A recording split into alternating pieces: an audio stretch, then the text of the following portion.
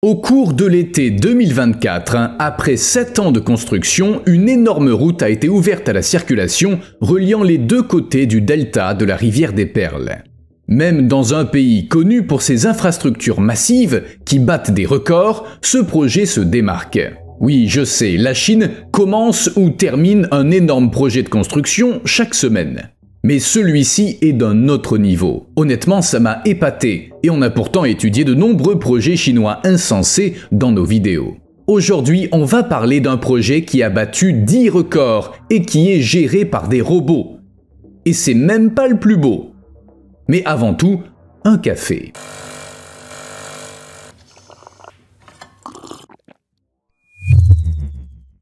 Voici un rappel discret de faire un petit quelque chose sous la vidéo et un grand merci à tous ceux qui comprennent mon désir d'anonymat.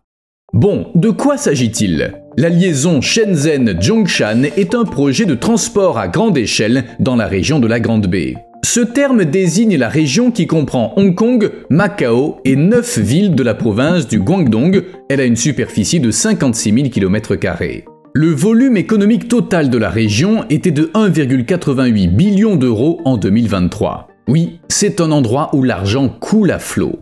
Pas étonnant que la Chine veuille faire de la région de la Grande Baie un pôle urbain de classe mondiale. À l'avenir, cet endroit devrait devenir un centre mondial de la technologie et de l'innovation, tout en étant propice aux affaires et à la vie. Bref, la Chine s'efforce de lui assurer le meilleur avenir possible. Rien qu'à Shenzhen, on compte 12 millions d'habitants, sans parler des dizaines d'entreprises multimilliardaires, comme le fabricant de drones DJI et le géant des médias Tencent. La ville a même gagné le surnom de Silicon Valley chinoise, et le pays veut continuer à avancer dans cette direction. La Grande Baie est un projet clé pour le développement du pays, d'autant plus qu'il s'agit d'une région densément peuplée. Sa population totale s'élève à 86 millions d'habitants. C'est l'équivalent de l'Iran, de la Turquie ou de l'Allemagne. En fait, la Grande Baie compte plus d'habitants que la France ou le Royaume-Uni. Vous voulez d'autres comparaisons époustouflantes? Si l'on prend la population des 3 États les plus peuplés des États-Unis, Californie, Texas et Floride, on obtient à peine plus que le nombre d'habitants de la Grande Baie. 93 millions contre 86 millions. Outre les ressources humaines, le Guangdong est l'une des provinces les plus riches de Chine. Et pour maintenir sa croissance économique, la région a besoin d'une sérieuse mise à niveau de ses infrastructures. C'est pourquoi on parle tant de la liaison Shenzhen-Zhongshan, qui devrait avoir un impact important sur le développement économique et social de la Grande Baie. Bien sûr, avant son ouverture, il existait d'autres voies d'accès. À 30 km au nord de la nouvelle infrastructure se trouve le pont de Humen, qui relie le district de Panyu, dans le Guangzhou, à Dongguan. Ce pont a été construit en 1997 et il a été très utilisé ces dernières années en raison de la forte croissance de la région.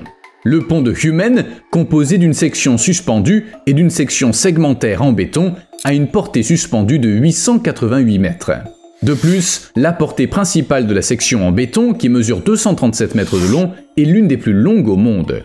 La construction du pont a coûté 3 milliards de yuan, soit 398 millions d'euros. Mais l'investissement a porté ses fruits. Avec la croissance de la région, le volume de trafic sur le pont de Humen augmente chaque année. Et il existe un deuxième pont, situé à 31 km du nouveau dont on parle aujourd'hui. Inauguré en 2018, le pont Hong Kong-Zhuhai-Macao, long de 55 km, est constitué d'une série de ponts, de tunnels sous-marins et de 4 îles artificielles. C'est à la fois la plus longue traversée maritime et la plus longue liaison fixe en eau libre au monde. Il passe par les canaux de Lingding et de Zhuzhou, reliant Hong Kong, Macao et Zhuhai. Le trajet entre Hong Kong et Macao dure 40 minutes. Le coût de construction du pont s'est élevé à 120 milliards de dollars de Hong Kong, soit 14,9 milliards d'euros, ce qui représente 2,5 fois le coût de la nouvelle liaison Shenzhen-Zhongshan. Bon, ça fait beaucoup de ponts, examinons-les de plus près. Voici le pont de Humen, et voici le pont Hong Kong-Zhuhai-Macao. À l'époque, si on se trouvait, disons, à cet endroit, on n'avait pas le choix, il fallait aller vers le sud ou vers le nord par voie terrestre, puis emprunter un pont. Même s'il y avait 2 ponts, ça ne facilitait pas les choses, il fallait faire un énorme détour dans un sens ou dans l'autre. Or, 86 millions de personnes habitent la région. Le pont supérieur voyait passer 100 000 véhicules par jour. Le pont inférieur était moins fréquenté, 5 826 par jour, ce qui reste impressionnant. En outre, là où j'ai mis un point, il y a l'aéroport de Shenzhen-Bao'an, le troisième de Chine continentale. En 2019, il a accueilli 37 millions de passagers. Bref, il y a beaucoup de monde, le trafic est énorme et même s'il y a 2 ponts, ils ne sont pas placés au meilleur endroit. C'est ce que la nouvelle liaison est censée corriger. Elle ajoutera une 3e route, ce qui soulagera les 2 autres ponts et fera gagner beaucoup de temps aux gens. Il a été calculé que la nouvelle liaison réduira le temps de trajet entre Shenzhen et Zhongshan de 2 heures à 25 minutes.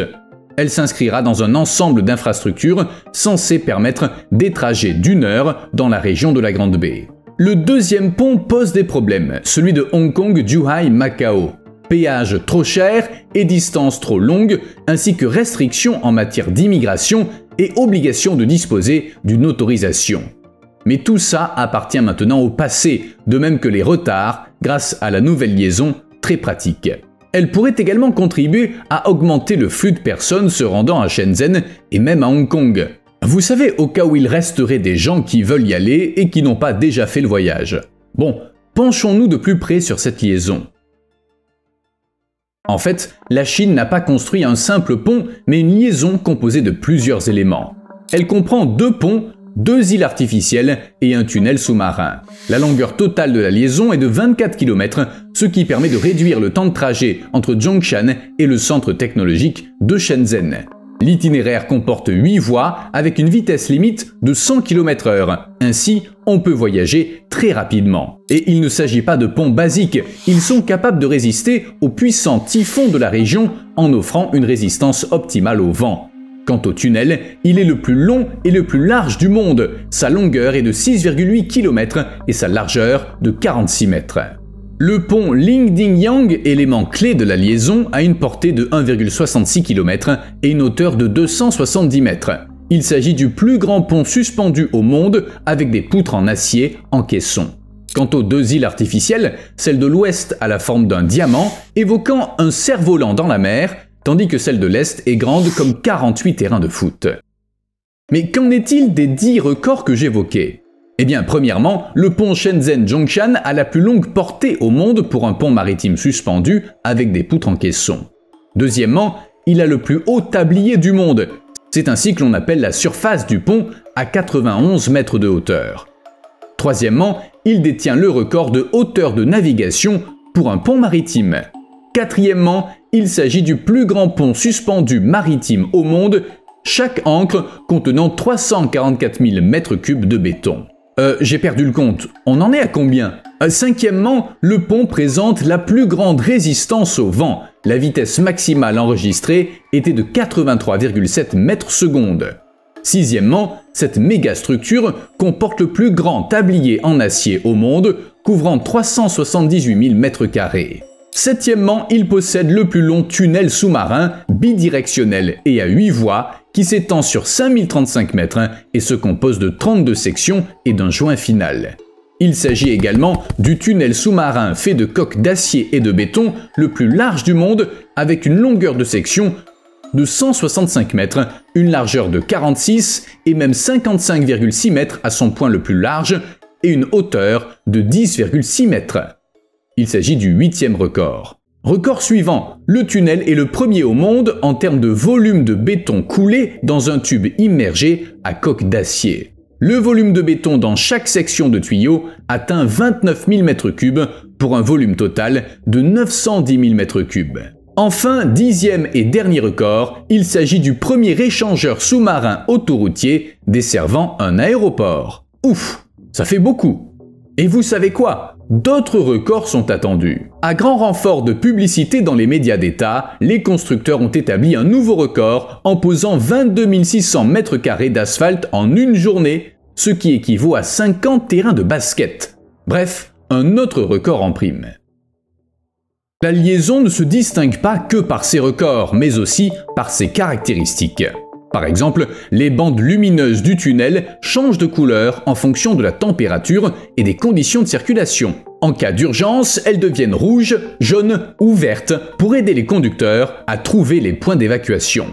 Le tunnel comporte également une galerie centrale qui relie les systèmes d'alimentation en eau et en électricité, de drainage, de lutte contre les incendies, de communication et de contrôle. Il sert aussi de sortie de secours. En outre, il est équipé de dispositifs pour garantir la stabilité du fonctionnement, dont 14 robots, des détecteurs de flammes et des simulateurs de signaux de navigation par satellite. La galerie centrale, longue de 5 km, comporte des centaines de câbles et de tuyaux et plus de 10 000 pièces d'équipement. Quant aux robots, ils patrouillent le long de la sortie de secours et du passage des câbles, surveillant les équipements et ce qui se passe dans la galerie. Voici à quoi ils ressemblent pour info. En cas d'accident, ils peuvent contrôler la circulation à l'aide de haut-parleurs, filmer et transmettre les images en direct à un centre de contrôle à distance. Nous avons inventé un système d'évacuation horizontale des fumées au sommet du tunnel sous-marin. Ça permet d'améliorer l'efficacité de l'évacuation de 42%, a déclaré le directeur adjoint du centre de gestion. Nous avons également mis au point un système de lutte contre les incendies et d'évacuation des fumées pour les tunnels sous-marins ultra larges.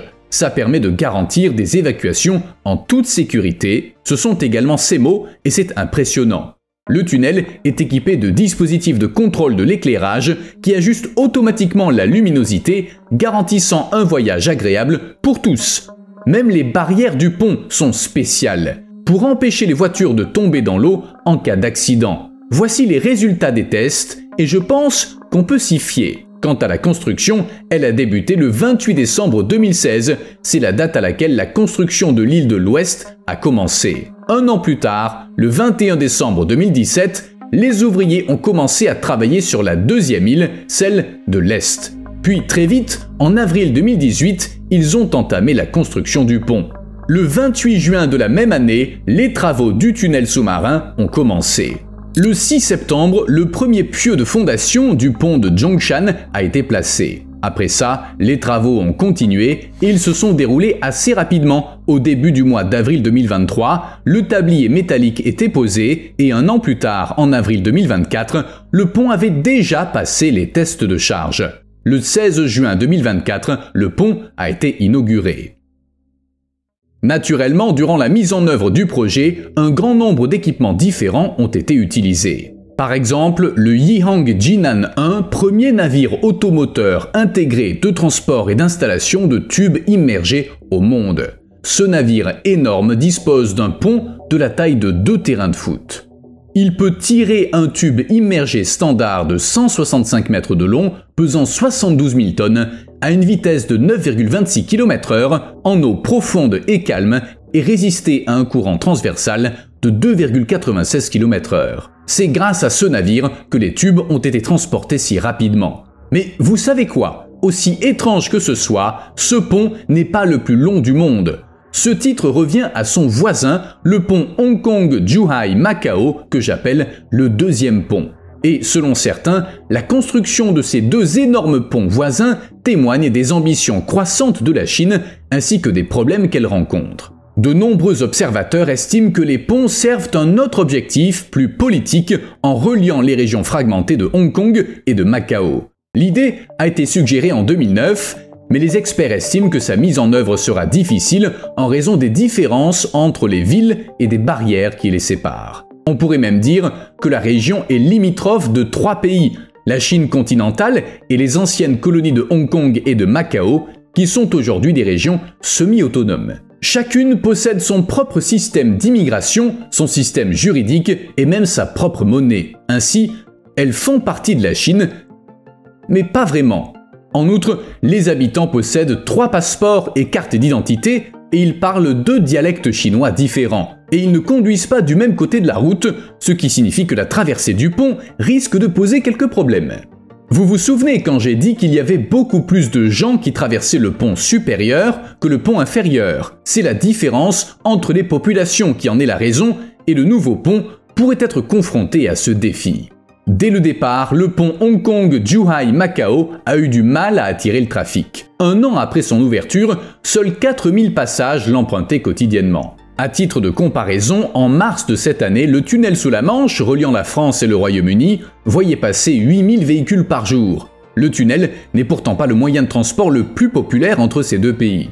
Les experts expliquent le manque de popularité du pont Hong Kong-Zhuhai-Macao par la nécessité d'obtenir des visas et d'immatriculer les véhicules pour les trajets entre les trois régions. Pendant ce temps, en contrebas, des ferries à grande vitesse sillonnent le fleuve et ils sont plus accessibles que les ponts. En ce qui concerne le nouveau pont Shenzhen-Zhongshan, des sources officielles indiquent que le premier jour, le trafic a été de 80 000 véhicules. De 15 h le 30 juin à 15 h le 1er juillet, il y a eu 125 000 passages. Le 7 juillet à 15 h, le volume total de trafic pour la première semaine avait dépassé 720 000 véhicules, avec un volume quotidien moyen de plus de 100 000 véhicules. Alors, le nouveau pont est populaire? C'est possible, l'avenir le dira. La nouvelle du jour, c'est que je suis tombé sur un post amusant sur Reddit où des utilisateurs affirmaient que je suis une IA, soit le narrateur, soit moi-même l'auteur de ces lignes. Je ne vois pas comment les convaincre du contraire, mais j'ai trouvé ça amusant. Vous en pensez quoi? Je suis une IA ou un être humain? Dites-moi ça en commentaire. Encore un record.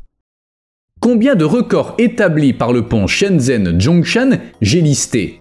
10? En fait, compte tenu du caractère grandiose de cette structure, la liste des records est sans fin et en voici un autre. Du 1er au 6 octobre, 926 300 véhicules ont emprunté l'itinéraire Shenzhen-Zhongshan. Le premier jour des vacances de la fête nationale en Chine continentale, le volume de trafic a atteint 155 000 véhicules, le chiffre le plus élevé depuis l'ouverture du pont. Et vous savez, c'est pas étonnant, un méga projet à 4,6 milliards d'euros attire toujours les touristes.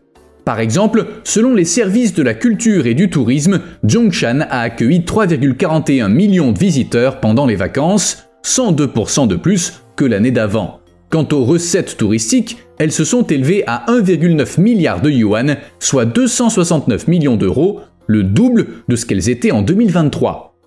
À ce rythme, le pont sera bientôt amorti. Chine contre Japon. Fait intéressant, l'urbanisation dans les pays d'Asie de l'Est est extrêmement rapide. Europe et Amérique du Nord ont passé des dizaines d'années à améliorer leurs villes, mais les pays d'Asie de l'Est s'enorgueillissent d'avoir des villes de plus d'1 million d'habitants. Naturellement, la Chine et le Japon se détachent par leurs excellents résultats. Mais j'ai une question, qui se développe le mieux ? Selon un rapport de la Banque mondiale, le delta chinois de la rivière des Perles a dépassé Tokyo pour devenir la plus grande zone urbaine du monde en termes de taille et de population. Cette région, qui couvre une grande partie du centre industriel de la Chine et comprend des villes comme Shenzhen, Guangzhou, Foshan et Dongguan, compte plus d'habitants que le Canada, l'Argentine ou l'Australie. Ce développement rapide a été possible car la Chine a fait de l'urbanisation un élément clé de sa politique. Le gouvernement construit des villes partout. Des changements spectaculaires ont été observés dans le delta de la rivière des Perles entre 2000 et 2010. Au cours de cette période, la superficie du delta est passée de 4500 km² à près de 7000 km². Et bien que les 2/3 de la population ne vivent pas encore dans des villes, on s'attend à ce qu'au cours des 20 prochaines années, plusieurs centaines de millions de personnes s'installent dans les zones urbaines avec le développement de l'industrie manufacturière et des services. Pourquoi développer de si vastes territoires si les gens n'y vivent pas? Au fait, si je parle de la rivière des Perles comme d'une seule région, c'est pour une bonne raison. En effet, le développement rapide de l'Asie de l'Est conduit souvent à la fusion de plusieurs villes en une même zone urbaine qui voit les frontières d'origine redessinées. À l'heure actuelle, par exemple, 350 zones urbaines d'Asie de l'Est s'étendent au-delà de leurs frontières administratives locales. Ne soyez pas surpris si d'ici 20 à 30 ans, la Chine se transforme en une seule immense ville. Mais comme vous l'avez deviné, ça a ses inconvénients. Si la croissance urbaine offre des opportunités aux citoyens pauvres, l'expansion non planifiée peut aggraver les inégalités. Les villes dépourvues de logements abordables et de transports publics efficaces contraignent les pauvres à vivre loin de leur lieu de travail, des écoles et des marchés. Les habitants doivent alors choisir entre des trajets longs et coûteux et des bidonvilles proches du centre, mais dépourvus de tout. On ne peut pas parler d'amélioration de la qualité de vie. Inondations graves. Que dire d'autre sur la rivière des Perles en dehors de son développement et de ses ponts? Eh bien, il s'y produit des inondations. En fait, en 2024, la plus grave inondation jamais vue en Chine y a eu lieu, selon le ministère des Ressources en eau. Mais la plus grave ne signifie pas que les précédentes n'étaient pas déjà catastrophiques. Les inondations reçoivent un chiffre lorsqu'elles atteignent un certain niveau de gravité, et celle-ci a reçu le chiffre 1. Regardons de plus près ce qui est arrivé. Selon le centre météorologique, les précipitations cumulées dans certaines parties du Guangdong ont atteint 350 à 500 mm et les fortes pluies ont provoqué inondations, glissements de terrain et autres catastrophes. En raison de la colère de la nature, 4600 personnes ont été évacuées à Shaoguan, Yingde et Guangzhou dans la province du Guangdong et l'activité des chemins de fer, des autoroutes et des voies navigables a été suspendue. Face au chaos, les autorités ont activé le système d'intervention d'urgence de niveau 4 et de protection contre les inondations. Une équipe a été envoyée dans les zones touchées pour évaluer les dégâts. Quant au pont dont on a déjà parlé, il sera certainement touché si un tel événement se reproduit dans le sud du Guangdong. Pour l'instant, tout est calme, mais tout de même, mieux vaut rester en alerte. Le pouvoir du bambou. Vous vous souvenez qu'on a parlé du pont Hong Kong-Zhuhai-Macao, voisin de la liaison Shenzhen-Zhongshan. Eh bien, il y a 6 ans, des milliers de panneaux de bambou ont été installés sur la plus longue route maritime du monde. Ils ont été conçus pour être utilisés comme matériaux de construction composite grâce à un traitement thermique innovant. Cette opération était nécessaire pour préserver la durabilité du matériau et améliorer sa résistance à la pourriture. Et même si cette solution semble discutable pour un pont, ces panneaux ont résisté à 6 années d'exposition intense aux éléments. En fait, le choix de ce matériau semble étrange uniquement à ceux qui ne s'y connaissent pas en construction. L'industrie a de grandes attentes à son égard et cherche à utiliser le bambou autant que possible. Pourquoi? Eh bien, pour plusieurs raisons. Tout d'abord, le bambou pousse très rapidement. Certaines espèces grandissent de plus d'1 mètre par jour. Ça en fait un matériau de construction toujours disponible et écologique. Ensuite, certaines espèces ont une résistance à la traction proche de celle de l'acier. Il en existe qui sont comparables au bois dur, tandis que d'autres résistent à une pression supérieure à celle du béton. De plus, le bambou absorbe 50% de CO2 de plus que les arbres ordinaires. Ça n'a pas de rapport avec la construction, mais c'est un avantage, alors pourquoi pas en profiter? Enfin, l'Asie est le berceau du bambou, la Chine étant le premier producteur au monde, et elle est en mesure de le recycler. Avec autant de matériaux disponibles localement, on s'attend à ce qu'ils soient utilisés partout. Quant aux panneaux en bambou du pont Hong Kong-Zhuhai-Macao qui ont résisté 6 ans, sachez que ce n'est pas la limite. Des employés de l'université d'agronomie de Nanjing s'efforcent de rendre le matériau encore plus durable. Par exemple, ils améliorent les méthodes de traitement thermique et ils développent des adhésifs moins toxiques pour créer des produits composites en bambou. En 2023, la Chine a annoncé un plan triennal de promotion du bambou au lieu du plastique, visant à augmenter l'utilisation de ce matériau de 20% d'ici à 2025, afin de réduire les déchets plastiques. On verra bientôt du bambou partout, de la construction à l'emballage, et le plastique sera relégué au second plan. Ça me semble aller dans le bon sens. Vous ne trouvez pas? Vous me devez un like. À plus.